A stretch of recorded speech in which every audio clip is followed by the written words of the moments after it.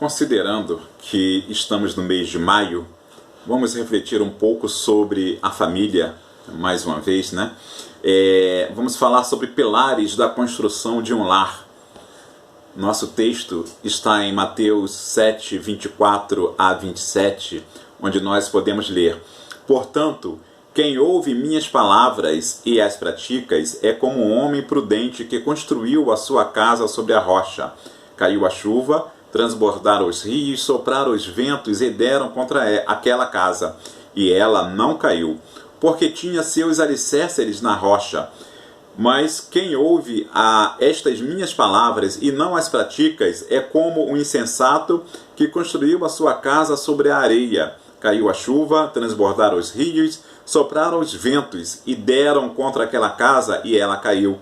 E foi grande a sua queda. Quando nós paramos para pensar na construção de uma casa, vem logo em nossa mente a imagem de um construtor, né? De um engenheiro, de um pedreiro, e nós começamos a pensar. O texto fala de um construtor prudente e de um construtor imprudente, né? Os dois tipos de pessoas que trabalham na construção de uma casa. Quando os pilares da casa eles estão firmes, né? Havendo ali uma sapata bem profunda, né? Uma coluna bem segura, um alicerce, um radier, né? Isso faz com que a casa ela fique estruturada e ela resista a algumas coisas que possam acontecer. E quando nós pensamos nos pilares que envolve a família, nós podemos avaliar e comparar com os pilares de uma casa, porque quando a casa está bem alicerçada, né, ela pode sofrer algumas coisas, mas ela não se abala.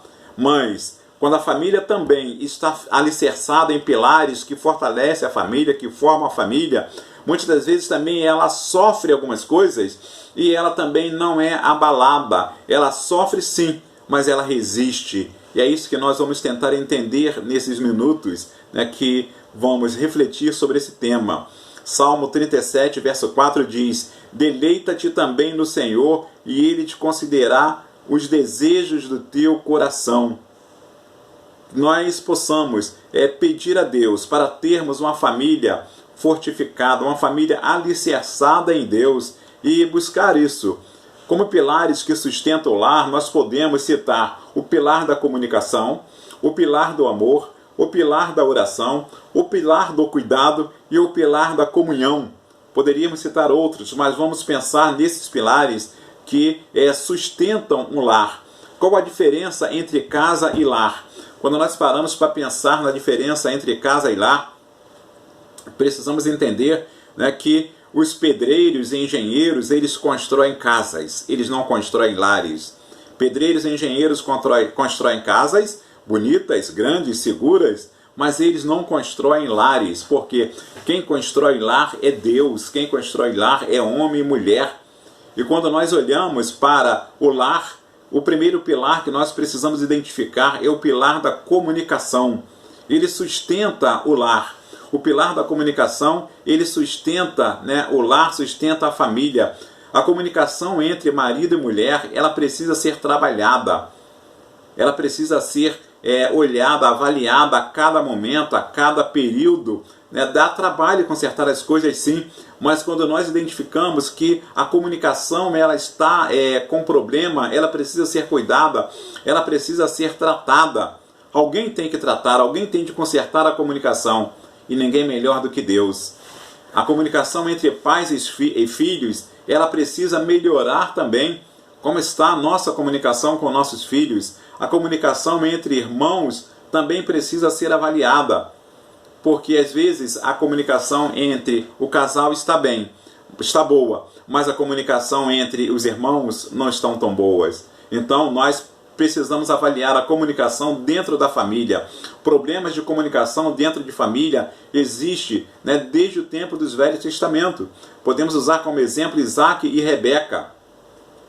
O texto de Gênesis 25, 28 diz que Isaac amava a Esaú e Rebeca amava a Jacó, mas não havia uma comunicação ali dentro da família de forma agradável. E quando um ama o filho e o outro ama o outro, há problemas de comunicação, há problemas de relacionamento. A falta de comunicação entre casais nos dias de hoje está entre as 5 causas principais da separação de casais. E isso precisa ser avaliado. Como está a nossa comunicação? Um outro pilar importante que precisamos pensar é o pilar do amor. Amor em algumas esferas, não só o amor eros, mas o amor filo, né? O amor ágape, o amor que nós precisamos estar demonstrando um ao outro em família. 1 João 4:11 diz: Amados, se Deus assim nos amou, também nós devemos amar uns aos outros. Quanto, porém, lá em 1 Tessalonicenses 4:9 nós lemos: Quanto, porém, ao amor fraternal, não necessitais de que vos escreva, visto que vós mesmos estáis instruídos por Deus, que vos ameis uns aos outros. Se nós temos que amar aos que estão lá fora da nossa casa, como fica a nossa situação diante daqueles que estão dentro da nossa casa? O pilar do amor aí é importante, né? Porque nós precisamos amar aqueles que estão dentro de nossa casa primeiro. Assim depois nós vamos conseguir amar aqueles que estão lá fora. O outro pilar importante é o pilar da oração. A oração ela precisa se fazer presente na vida da família. O pilar da oração precisa ser fortalecido, porque é ele que fortalece as nossas famílias. Salmo 127:1, nós lemos: Se o Senhor não edificar a casa, em vão trabalha os que a edificam. Nós queremos edificar o nosso lar, e aqui casa no sentido de lar. Se o Senhor não edificar o lar, em vão trabalha os que os querem edificar. Se nós quisermos edificar o nosso lar, nós precisamos buscar a ajuda do Senhor, porque Ele é especialista em edificar lares, em edificar famílias. E precisamos buscar a Ele através de quê? Através da oração. Então, o pilar da oração precisa se fazer presente. Um outro pilar que precisa também ser observado neste momento é o pilar do cuidado, onde ele é demonstrado pelo amor fraternal. O pilar do cuidado precisa se fazer presente na nossa vida. 1 Timóteo 5:8 diz: Se alguém não cuida dos seus parentes, se alguém não cuida de seus parentes, e especialmente de sua família, negou a fé e é pior do que um descrente. É Paulo escrevendo a Timóteo, primeira carta de Paulo a Timóteo, capítulo 5, verso 8. O amor ele deve ser incondicional e devemos demonstrar cuidado e compaixão com a nossa família até o fim dos dias. Precisamos cuidar daqueles que cuidaram de nós. Como é que está esse nosso cuidado com os nossos pais, com o nosso pai, com a nossa mãe, com nossos familiares também mais idosos, que muitas das vezes foram eles que cuidaram de nós. Não podemos deixar que nossos familiares façam iguais, né, a história dos elefantes, que quando os elefantes chegam a uma determinada idade, né, eles se afastam e vão para um local onde ali eles esperam a morte sozinhos. Alguns familiares também fazem dessa forma. Algumas pessoas, quando chegam a determinada idade, já percebem que são desprezados pela família ou querem viver longe da família, vão para um local e procuram viver em solidão, procuram viver distante. Precisamos melhorar, precisamos cuidar deste pilar, o pilar do cuidado da família. Um outro pilar que precisamos observar neste momento é o pilar da comunhão.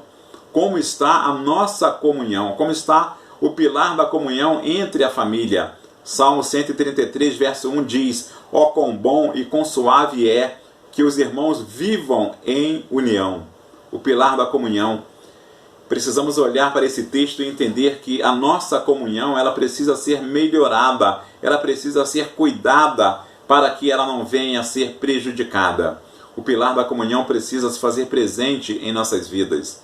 Comunhão entre os irmãos, comunhão entre os cônjuges, comunhão entre a família, comunhão com os irmãos também de fora, aqueles que não estão debaixo do nosso teto, né? Não estão dentro da nossa casa, mas temos a nossa família de fora também que precisa ser cuidada. É preciso que haja comunhão.